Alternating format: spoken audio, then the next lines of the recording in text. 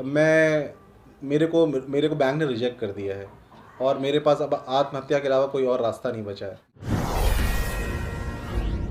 नमस्कार, मैं आशुतोष श्रीवास्तव, आप देख रहे हैं X24 न्यूज़। मैंने अभी रिसेंटली 2 वीडियो बनाए थे लोन रीस्ट्रक्चरिंग के ऊपर। तो कुछ लोगों ने उसमें कमेंट्स में कुछ सवाल पूछे, उसका मैं इस वीडियो में आपको आंसर दूंगा।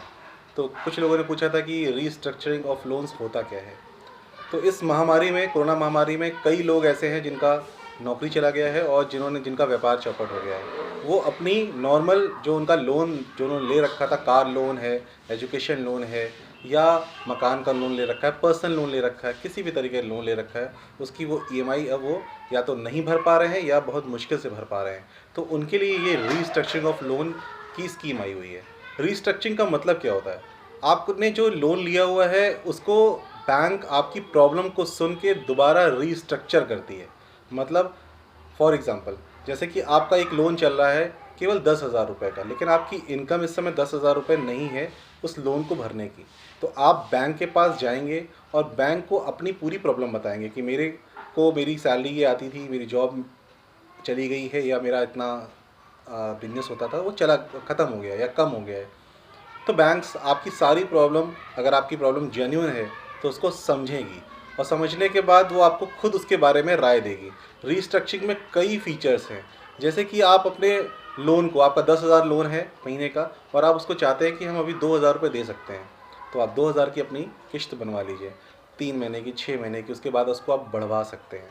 इसी प्रकार ये मैक्सिमम आप 2 साल तक का मोरेटेरियम ले सकते हैं। इसमें मतलब 2 साल तक आपको कुछ भी नहीं भरना पड़ेगा, या मिनिमम आप 2 महीने, 6 महीने का भी ले सकते हैं। इसमें और भी कई तरीके से रिस्ट्रक्चर हो सकता है। बैंक के पास पावर्स है कि वो आपकी जो रेट ऑफ इंटरेस्ट है वो जितना मैक्सिमम वो कम कर सकती है, वो भी उसमें उनके ऊपर है कि वो उसको कम कर दे। उसके अलावा वो चाह सकती है कि हाँ, आपकी ईएमआई को 2,000 कर दे, 6,000 कर दे, बाद में बढ़ा दे। टेन्योर आपका बचा हुआ है 4 साल, उसको बढ़ा के 6 साल कर दे। ये सारे फीचर्स के अंदर इंक्लूड हैं। तो रीस्ट्रक्चरिंग का मतलब है लोन जो आपने ले रखा हुआ है और जो इस पैंडमिक सिचुएशन में आप नहीं दे पा रहे हो, उसको रीस्ट्रक्चर करेगी, दोबारा आपका बनाएगी और आपके हिसाब से बनाएगी। जैसे आप अपनी प्रॉब्लम बताएंगे उस हिसाब से वो उसकी किश्त बना देगी। और ये मोरेटेरियम से काफ़ी अच्छा है, क्योंकि मोरेटेरियम में तो आपको इंटरेस्ट पे इंटरेस्ट लगना था, लेकिन इसमें आपका एक टाइम आपको मिल जाएगा संभलने का और आप इसको आराम से रिकन्स्ट्रक्ट करा लीजिए। अब कुछ मैसेज ऐसे भी आए हुए थे कि किसी ने लिखा कि मैं मेरे को बैंक ने रिजेक्ट कर दिया है और मेरे पास अब आत्महत्या के अलावा कोई और रास्ता नहीं बचा है। तो मेरा ये कहना है कि आत्महत्या करने से कोई फ़ायदा नहीं होगा। आप बैंक से बात कीजिए और बैंक सुन रही है। अगर आपकी प्रॉब्लम जेन्युइन है तो रिजेक्ट नहीं करेगी, क्योंकि उनको तो लोन वापस चाहिए।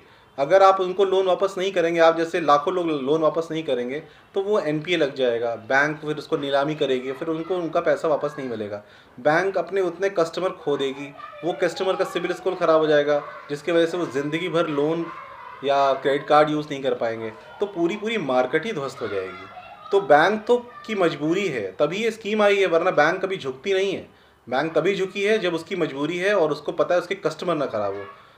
जो लोग लोन भर दे रहे हैं उनके पास ये मैसेज नहीं जा रहा है या ये फ़ोन नहीं आ रहा है, बट जो जिनका एनपीए लगने वाला है आने वाले कुछ दिनों या कुछ महीने के अंदर में, उनको बैंक खुद फ़ोन कर रही है और बुला के, बैंक के मैनेजर्स बुला रहे हैं और बता रहे हैं कि आप ये स्कीम आई हुई है, आप इसको अवेल कर लीजिए।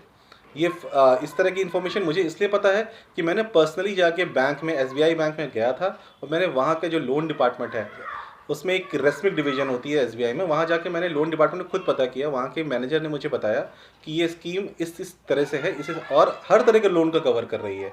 तो मैं जो भी इन्फॉर्मेशन दे रहा हूँ वो बिल्कुल आपको सही दे रहा हूँ, जो मैंने खुद अप्लाई भी किया हुआ है अपने एक लोन के लिए, और लोन पास हो जाता है। अगर आपकी प्रॉब्लम जेन्युइन है, आपका सही में आपकी जॉब चली गई है, आपकी सही में सैलरी कट हो रही है, तो आप उसका प्रूफ दीजिए। और प्रूफ के लिए वो केवल आपका बैंक स्टेटमेंट ले रहे हैं इस साल का, कि हाँ, जिसमें आपकी सैलरी आती थी या आपका जिसमें आप बिजनेस का पैसा आता था वो आपका नहीं आ रहा है, तो आपको वो फैसिलिटी ज़रूर मिलेगी। और कुछ लोग का कहना ये है कि एचडीएफसी बैंक या आईसीआईसीआई बैंक की साइट्स नहीं खुल रही हैं, या कुछ और भी उन्होंने कुछ ऐसी ऐसी प्रॉब्लम रखी है कि मैंने बजाज फाइनेंस से ले रखा है। तो कुछ प्रॉब्लम ऐसी है कि आप खुद जाके पता कीजिए। ये पूरे ऑल ओवर इंडिया प्रॉब्लम आई थी, पूरे ऑल ओवर वर्ल्ड प्रॉब्लम आई थी, और ये जो स्कीम आई हुई है ये सभी के लिए है, ऐसा नहीं है कि किसी स्पेशल लोग को मिल रही है। जो एमएसएमई है, मतलब कि जो माइक्रो स्मॉल जो छोटे व्यापारी हैं, उनके लिए कट ऑफ डेट भी आई हुई है कि 31 मार्च 2021 तक उनको इसको अप्रूव करा लेना है। और जो इंडिविजुअल्स हैं जो अपना जॉब कर रहे थे, ऐसे लोगों के लिए ये 31 दिसंबर तक के लिए है। तो ये सभी के लिए है और इसको नेगेटिव मत लीजिए। मैंने कमेंट्स पढ़े हैं अपने ही यूट्यूब वीडियो पे, कुछ लोगों ने लिखा है नहीं ये झूठ है, रिजेक्ट हो रहा है सारे लोन बढ़ जा रहा है, 50% बढ़ जा रहा है। ऐसा नहीं है, मैं आपको खुद बता रहा हूँ, मैंने खुद कराया हुआ है, तो ऐसा नहीं है, बहुत थोड़ा सा बढ़ता है, 0.35% मेरा खुद का बढ़ा हुआ है और वो ज़्यादा नहीं फ़र्क पड़ रहा है। तो अगर आप सोचिए कि जो लोग कह रहे हैं कि हम आत्महत्या कर लेंगे या जो बहुत डिप्रेशन में चले गए, ऐसे कोई बात नहीं है।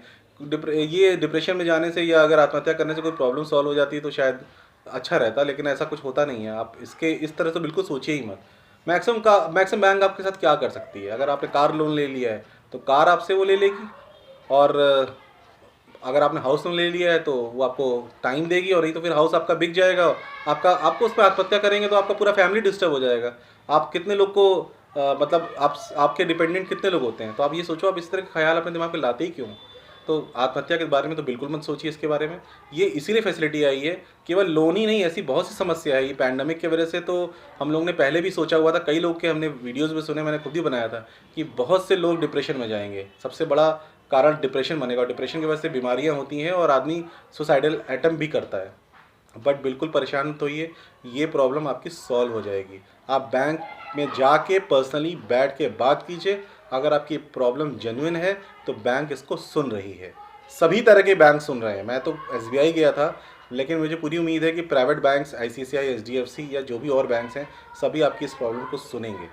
और 31 मार्च का ध्यान रखिएगा, जो स्मॉल आपके बिजनेस पर्सनस हैं और जो इंडिविजुअल्स हैं, वो लोग 31 दिसंबर तक इसको करवा लीजिए। प्रोसेस में वो आ जाना चाहिए।